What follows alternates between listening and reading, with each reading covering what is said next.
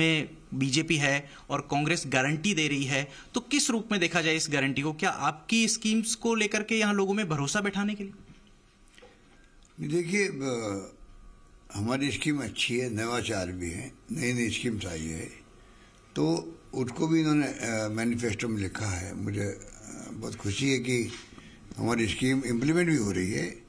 और यहाँ तो जब स्कीम बनेगी, आएगी और सरकार बनाएंगी कांग्रेस, उसके बाद में मैं ये दावा कर सकता हूँ मेरे अनुभव से, हमसे ज़्यादा मजबूत स्कीमें यहाँ पर लागू हो गई है, क्योंकि आर्थिक रूप से कर्नाटक हमसे ज़्यादा मजबूत है। इसलिए हम अपील करते हैं पब्लिक से, यहाँ पर आप लोग विश्वास कीजिए यहाँ के नेताओं पर।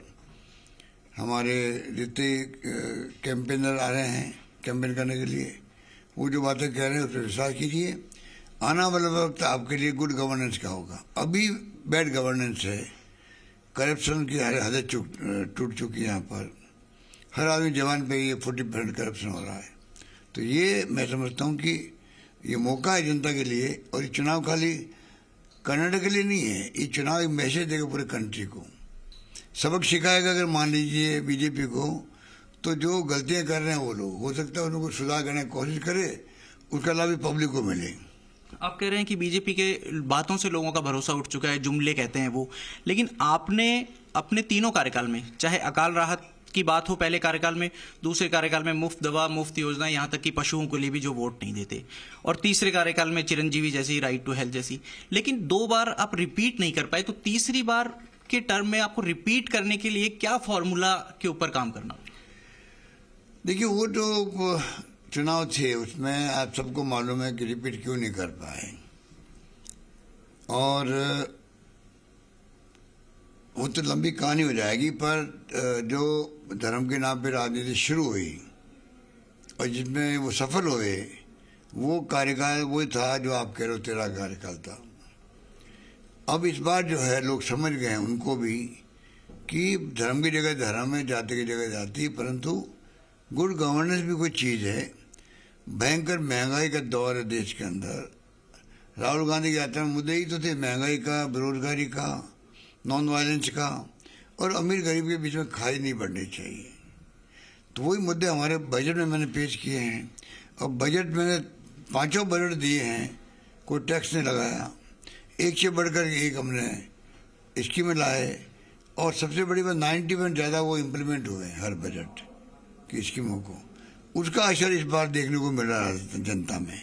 महंगाई विरोधी जो शिविर लग रहे हैं, महंगाई राहत शिविर लग रहे हैं, वो जो भयंकर माहौल बना हुआ वहाँ पर, जनता में राहत का उम्मीद जगी है, और सक्सेस हो रहे कैंप, वो भी एक कारण बनेगा कि लोग समझ जाएंगे भाई एक तरफ तो ये बात करते हैं भड़काने की हमें, दूसरी तरफ सरकार है जो काम कर रही है महंगाई राहत के लिए, बेरोजगारी के लिए। करीब 3 लाख ज़्यादा नौकरी हम दे रहे हैं।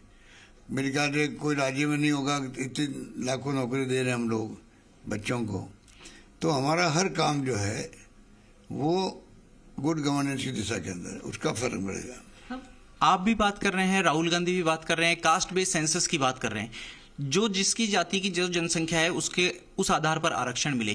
क्या फर्क पड़ेगा इससे? क्या राजनीति में भी कोई लंबे दूरगामी असर होंगे इसके? देखिए, 10% EWS का जो किया है, तो अब सबकी मांग ये हो गई भाई कि 50% का जो रोक लगी हुई थी, 50% ज़्यादा आरक्षण नहीं हो सकता है, वो रोक तो हट गई है। अब इसलिए हर राज्य के अंदर ये बात उठ खड़ी हुई है, और कांग्रेस ने प्रस्ताव पास किया रायपुर के अंदर कि कोई एक बार कम से कम मालूम पड़े कि जातिवाइज क्या जनगणना देश के अंदर, उसके बाद में नए सिरे से सरकार सोचे कि भाई हमें किस रूप में इसको बैलेंस करना है जिससे कि सबके साथ न्याय हो। इसलिए जातिगत जनगणना की बात उठ खड़ी हुई है, और कांग्रेस ने प्रस्ताव भी लिया है। सब एक छोटा सा और सवाल है, आप बांग्लादेशियों के शरणार्थियों के शिविर में जनसेवा का काम किया, तत्कालीन प्रधानमंत्री की नजर में आ गए। क्या आज के राजनेताओं के लिए ये सब कुछ संभव है कि इस तरीके के काम करें और वो नजर में आ जाएं, आगे बढ़ जाएं और इस मुकाम तक पहुंचे? देखिए, मैं हरि को कहता हूं, अगर राजनीति में आपको आना बड़े होकर के, तब भी आप बचपन से आप सोशल वर्क करो। गांधी जी ने कहा था रचनात्मक काम, वो करना जिंदगी पूंजी के रूप में है। जो अनुभव प्राप्त होता है, जो सुकून मिलता है, वो आपकी ज़िंदगी में आपके व्यक्तित्व को दिखाने में बहुत बड़ा योगदान करता है। तो मैं तो हर युवा को, छात्र को कहना चाहूँगा कि राजनीति में आएंगे, उद्यमी बनेंगे, नौकरी करेंगे, अलग बात है। जहाँ भी जाएंगे, अभी जो आप सोशल वर्क करेंगे वो आपके काम आएगा। मेरा अनुभव तो ये कहता है लाइफ का। पिछले दिनों सीकर में आप स्टूडेंट से रूबरू हुए, आपने कहा कि डॉक्टर बनने की इच्छा थी।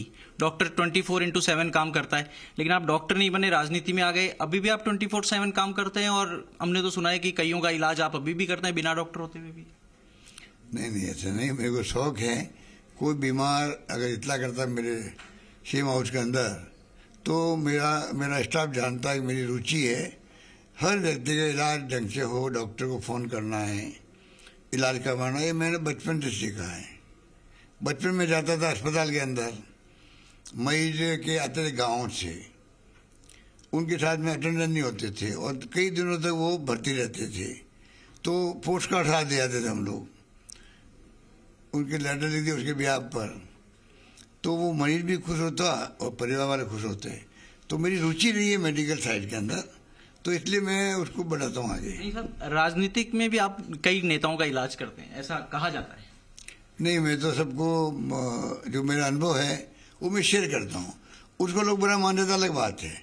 मैं मेरे अनुभव को शेयर अगर करूँ तो सबको चाहिए, सोचना चाहिए कि भाई ये हमारे अनुभव काम के हैं।